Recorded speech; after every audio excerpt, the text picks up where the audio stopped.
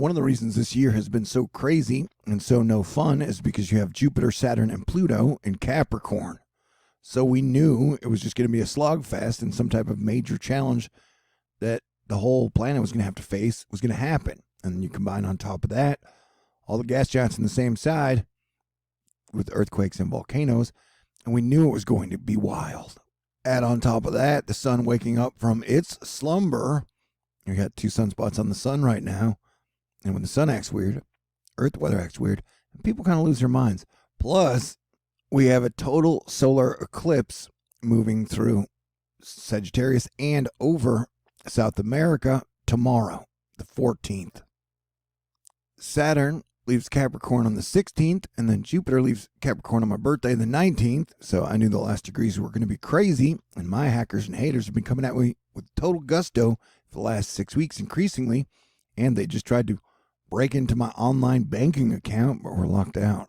So expect things to just keep getting wilder, and Aries will have Mars in it until January 6th, so play super defense till then. And I have a rule that 5 days after a total solar eclipse, because the moon blocks out the regular scheduled sunlight, we look for a big major storm. And so we have storm after storm after storm and wave after wave after wave of storms coming up, with one that may fall right in that window, although a little sooner. And so we are watching as parts of the United States of America are going to get pelted with lots of snow, and a lot of parts are going to get some heavy rain. The Pac Northwest right now is going to get the worst of it, with Northern California, Oregon, Washington, up into Canada. But some of the areas down in the east and through the south will be getting quite a bit of wetness, as well as the drought continues down here. We have transferred out of hurricane season and are now into a wave after wave after wave of nor'easter season. So buckle up and get your snow boots ready, as we got a couple storms rolling through. Now, these models we are looking at, this is just the latest GFS. It is computer generated and hypothetical, but it basically gives us an idea of what we may or may not be looking for. And we can see the Northwest is going to get pounded again and again and again. And will we get snow in Texas? I'm hoping so, but we shall see. We got a storm coming up that is moving over the USA right now. That one, it's not going to be that big of a deal. But if we look a couple days after the eclipse, that one could be pretty serious and bring a heavy monster snowstorm to the northeast. And then you got a storm quickly following it. And then the Pacific getting pounded as you get some Gulf of Mexico moisture moving through. So we're definitely hitting through some very, very, very interesting times. So if you had been bored in 2020, well, it's about to get exciting. And fire season is grinding to an end for California. That's got to be good news. U.S. Storm Watch, great to see so much precipitation falling across northern and central California today. Looks like the most widespread snow and rainfall coverage we've had since last spring. Mount Etna is doing its eruption volcano-y thing right now as I speak. With all the gas giants on the same side in the Grand Conjunction, we're definitely looking for some earthquake and volcano activity. You just had a 5 in California the other day, I believe, if I'm correct. And I think, solar eclipses do sometimes bring big earthquakes, so we're on super alert for the next 72 hours. Hey, everybody in Taylorsville better celebrate Taylor Swift's birthday, because it's her birthday today. Okay, great. Sunday, 6 p.m. update. The icy treat for Wednesday morning is increasing, especially along north of I-40. We could see some locations with significant ice of 0.25 or higher. Ice, like the coronavirus, will kill people, so please try to avoid it as best you can. We can see some locations with significant ice. And so ice is bad, baby. Avoid it. Snow weenies kind of freaking out, looking ahead to the 17th for what may be a pretty big nor'easter that could bring over a foot of snow to a lot of people. But that still gives us like 4 days, which in 2020 is like an eternity almost.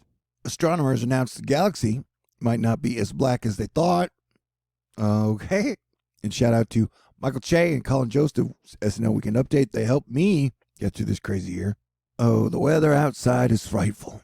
So be sure to wear your hat because like most of your heat is in your head or something like that.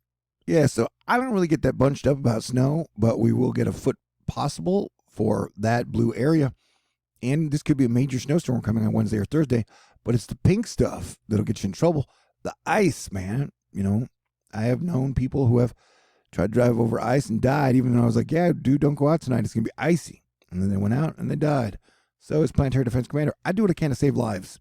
And I'm very appreciative that there's no giant political debate about whether or not ice is dangerous. And Reed, I'd go accept snow because everybody loves catching snow thunder on tape or thunder ice. Wait, I don't even know. Hey, AccuWeather will be talking about the same storms that brought heavy rain, snow, and wind across Western Europe and the central Mediterranean last week and produced dangerous flash flooding across the Eastern Mediterranean. So Europe has been getting hit by wave after wave after wave as well. So be on the lookout for weather.